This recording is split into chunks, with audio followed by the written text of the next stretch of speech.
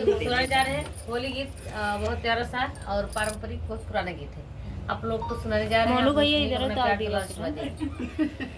सिरहाने से कागा उड़ी भागा मोरा सैया या भागा ना जागा। सिरहाने से कागा उड़ी भागा मोरा सैया या भागा ना जागा। उड़ी उड़ी कागा वही मनिया पे बैठई, उड़ी उड़ी कागा वही मनिया पे बैठ। अरे सेनुरा के रस सब लई भागा, अरे सेनुरा के रस सब लई भागा मोरा सैया या भागा ना जागा।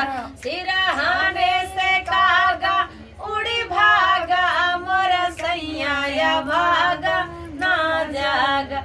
उड़ी उड़ी कागा वही नथिया पे बैठई, उड़ी उड़ी कागा वही नथिया पे बैठई। नथिया पे बैठई हो नथिया पे बैठई। नथिया के रस सब लई भागा, अरे नथिया के रस सब लई भागा मोरा सैया या भागा ना जागा।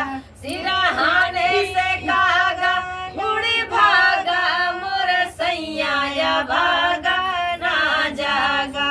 उड़ी उड़ी कागा वही हरवा पे बैठई, उड़ी उड़ी कागा वही हरवा पे बैठई। हरवा पे बैठई हो हरवा पे बैठई। हरवा के रस सब लई भागा, अरे हरवा के रस सब लई भागा मोरा सैया या भागा ना जागा। सिरहाने से कागा उड़ी भागा मोरे सैया या भागा ना जागा।